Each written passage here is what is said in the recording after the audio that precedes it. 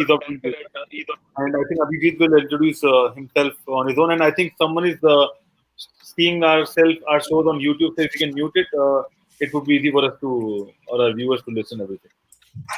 Yes, Abhijeet. Hi, good evening, everyone. Hi, good Good evening, evening. and welcome to IBM TV. Thank you. I'll just take a couple of seconds to introduce myself. All right. I work from India, based at New Delhi, and the work which we do is for the screening and the ranking of World Bank Ease of Doing Business program into 30 different sectors of business and economy, and with 20 new emerging technologies, which has very less adoption at this stage of time. And we try to make doing business easy in India for both domestic and foreign companies. Apart from this, I'm in additional charge of National Highway for Electric Vehicles, India's first e-highway between Delhi, Jaipur, and Delhi, Agra. Wow. Okay. So you've got quite an insight on what's happening right now with all the. And Abhijeet closely works with the government as well, so he must be aware about the new policies of the government and how the government is shaping up. Exactly. And what are the impacts or plans post COVID-19? I think believe we are tomorrow. if someone has YouTube open in the system, because we are listening a lot of voice, and all our viewers are complaining that they are listening double voices of the same video. So if someone is YouTube is open, so please close the YouTube or mute it. Yes, Abhijeet.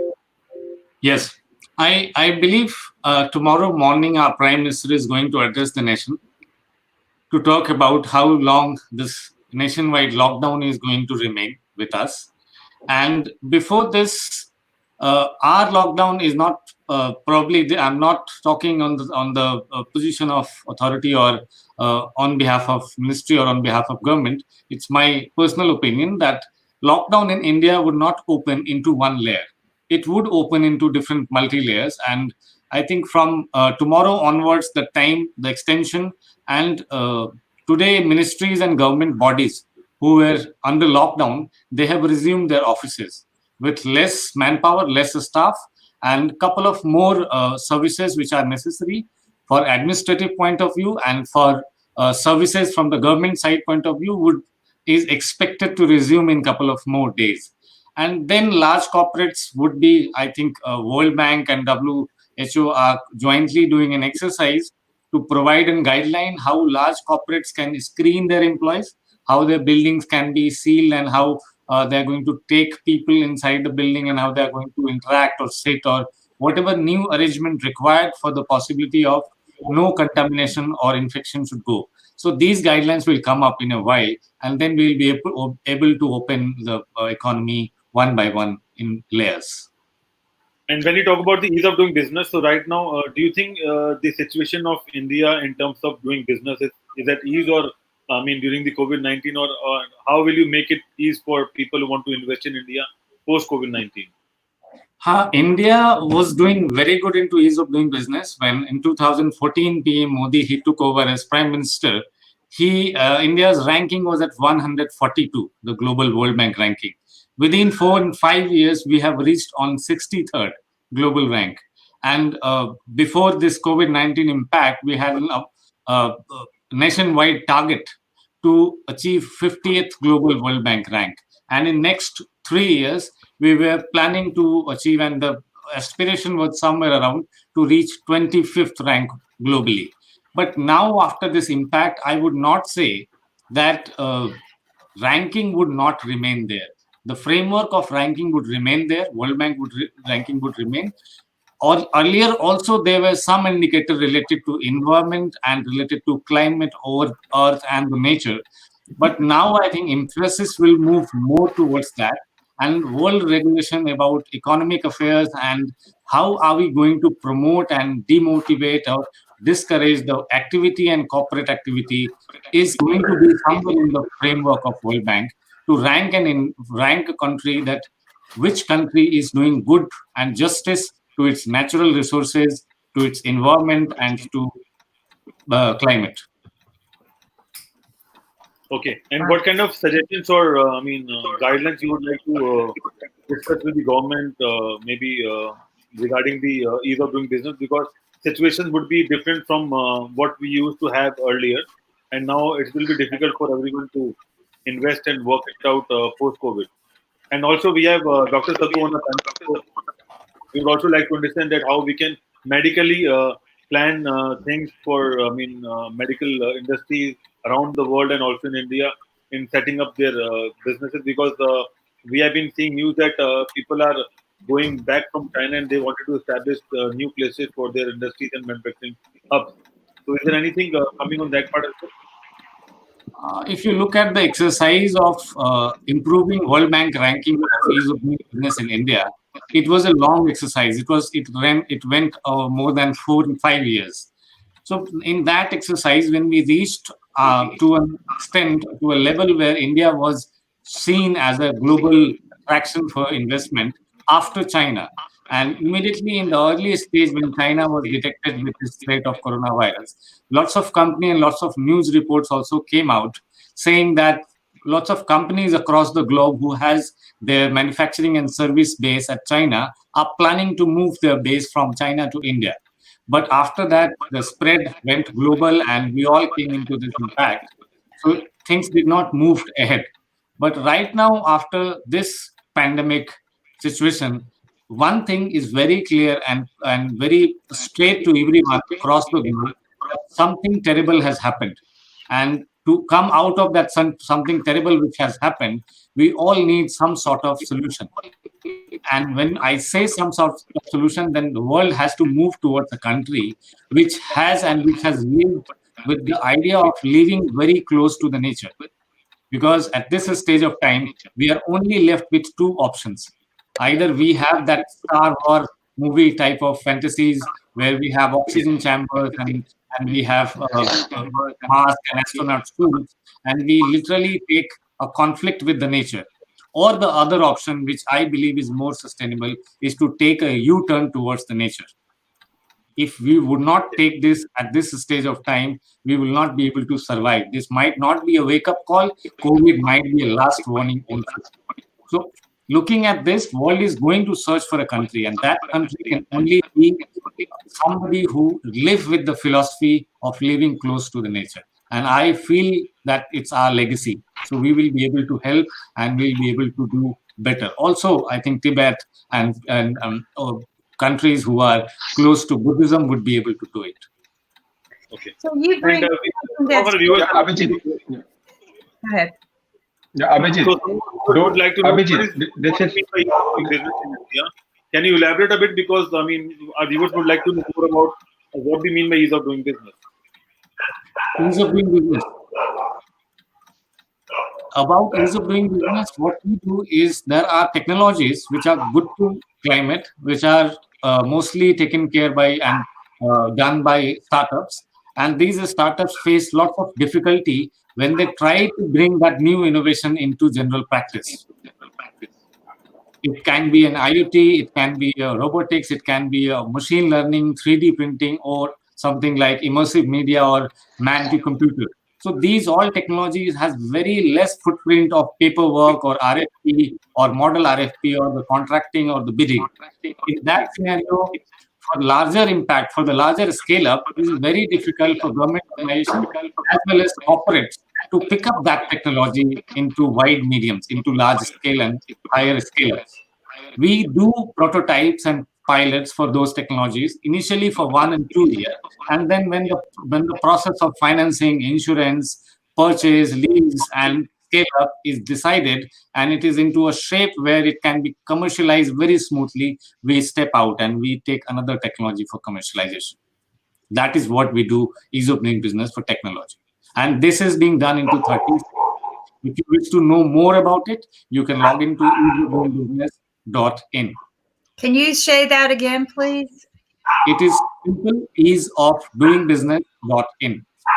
Ankit, did you get that? I'll do Okay. it. I'll do it. So, Dr. So, Smith, you had a question? Yeah. Yes, Abhijeet, this is Dr. Sagu from Apollo Hospital. Here, I would like to hear from you, being an expert, that do we need to go 20 or 30 years back to the nature-loving era to give an safe option to the whole of the world to set up their units in India? And would it be possible for us to give them the environment, the pollution-free environment, and the safest place for setting up their units? Ankit, can you repeat me the question? I could not understand properly. It was breaking up. I think I have also missed the question because of the. Dr. Sagu, can you repeat the question? Parts. Can you text? Yeah, Abhijeet. Thank you. Yeah, Abhijeet. Text. Do we need go back? Yeah, do we need go back to 20, 30 years back to the nature-loving era so that we can provide the country to the whole of the world better place or the good option, safe option to settle up their units? So I Whose think, unit? go ahead. Industrial units you are talking, or Yeah. what units you are talking?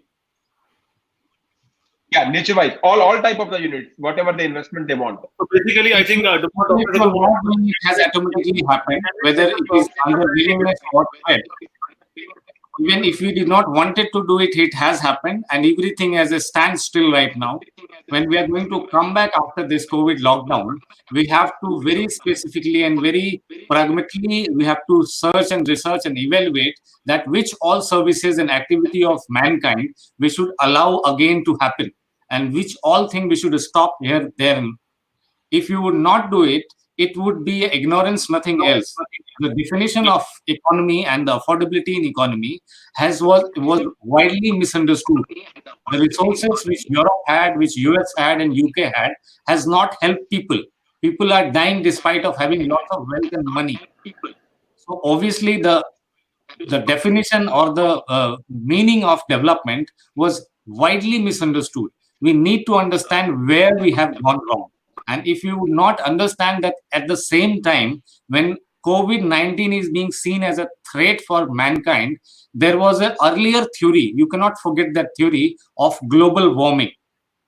Someday we are going to have sun rays so strong that it is going to melt our glaciers and we are going to die because of flood. That was the theory which used to exist before COVID-19. What happened to that theory? If you will look at the ozone layer, which we almost destroyed with our gas emissions, it has got now repaired because we got standstill. So whether nature is killing you or saving you, it is very difficult to say. At this stage of time, I think COVID is a lower degree of seriousness than the glacier melting.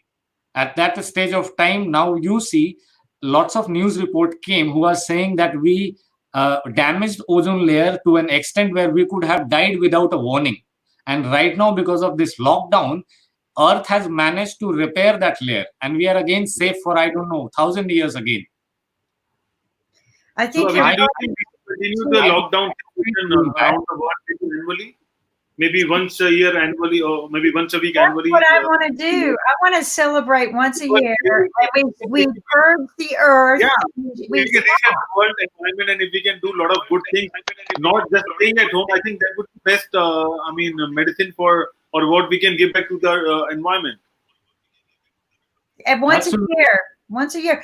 But you mentioned something earlier that I truly believe is that we're going to have to get back to a business practice where we respect ourselves, respect others, and respect our earth as well. And we've left that, right? Everything that we have shown in today's production shows that we don't respect everything. It's all about the money, right, Ankit? And so you mentioned something that's where we're going to have to start doing business back together again as a community where we respect all of these things. And how do we go about that? I mean, you're working with a lot of people that are working on these issues. I hope that we hear back from you after the next meeting so we can discuss what's been said. But what are some ideas? Because I agree with you. You are talking about how economy is going to come back on the track. Right. Because we need to do it in a way that we respect the earth, respect each other, trust each other. This is a world problem now. This is not where you know what I mean, where we work separate. We're going to have to join. We're going to have to be work united. together. This is the problem we have. We need to find that balance between what we are losing and what we are getting back. Right. There are new opportunities also who are opening, and at the same time, we need to be very conscious about allowing things which was going wrong before this compact. So we have to understand that which area we are growing good. So I told you only one sector, which is geo sector, but still at the political side, still at the health side, immunity side, air travel, visa, immigration, international politics, interdependencies of international economies, and what we call is a world level infrastructure of framework of policy for climate, framework for economy, framework for transparency. These all new things are going to come up. We would not have a country like China in future who would not allow media into their nation. It would be very difficult to run a country where you can stop Google, Twitter, Facebook, and whatever you are doing. If you are doing something wrong, people will get to know when they are hit by the virus. There were chances people could have given us a warning, and I think there must be people who tried to give a warning to world, but it never came out because of the opaque boundary of China. They So did. They did. what is going to come up? No, a transparency. I would like to interrupt Abhijeet in between. We have to have an oath of transparency. I think you're Absolutely. right. I think if we're going to join forces together as a community, as a world, we need to have an oath of transparency. I agree with you. I think there were doctors who did try to come up and tell the world what was going on in China, but they were forced not to say anything, just like they are here in the U.S. Our doctors are being fired in the U.S. right now for speaking out on Facebook and Google. And so we need transparency. How do we do that? And join, because the world doesn't trust each other. How do we go about that? What It's astonishing. Trust at this stage of time when people are dying, if we would not trust each other now, then we will never trust each other ever in our lives. It could have been quarantined into China only, and entire world would have been on their doorstep with helping hand. But it did not happen. Why it did not happen? Because there might be several reasons. But as an international community, we are not going to repeat this mistake. We are not going to allow a framework or exploitation or any type of R&D which is going to result into a threat for the mankind. That is where we have reached now. So we agree or we do not agree. We will have to live with this fact that it is not possible to live like this. If there is a person who is coming, who is entering to your country, right now we have immigration norms for checking his background for the criminal prospects and checking his bank account or his financial ability and checking his health, that we do not allow an unhealthy person with certain set of diseases in our country. But on all these fronts into immigration and visa norms, we failed. We had this early warning that there is a virus and it is spreading across and it is coming to countries through air.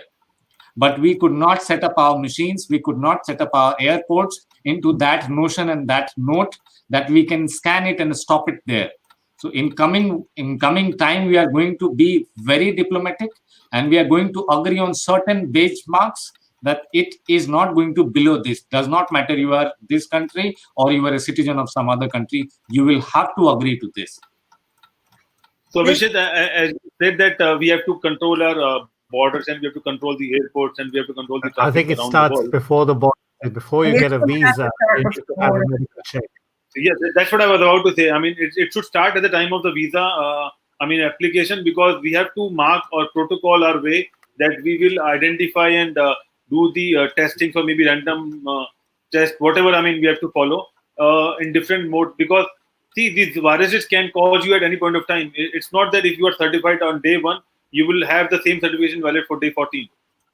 So I mean, is the government working on something like this to set up some I mean, some what you can say. I mean, cubes or maybe something on the airport or maybe at visa offices to cater those situations. And are we in a situation that we can say yes to some people and no to some people who wants to visit some of the other country every now and then?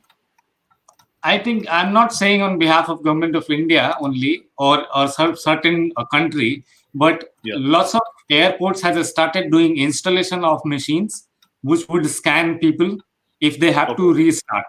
Second, they have started doing installation of a transparent wall between their staff and the passengers, and their passengers are going to get equipped now for at least for 6 months or 8 months or for the 14, 16 months, because WHO has clearly said that this virus is going to stalk you for more than 1 or 2 years until and unless we have a vaccine for this.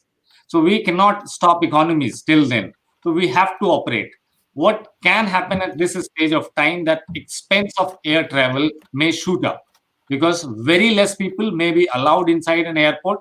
Sitting arrangement may be done where we maintain a distance from each other. There may not be any direct interface between the airport staff, ground staff, or the passengers. So for that, there is an application where your passport can be scanned by a computer. Your staffs can be having an PPE suits, and then there would be a very extensive what we call sanitation of entire cabin before and after each flight. So lots of these things are happening on the airport, and I think there are two ways to do it. Either world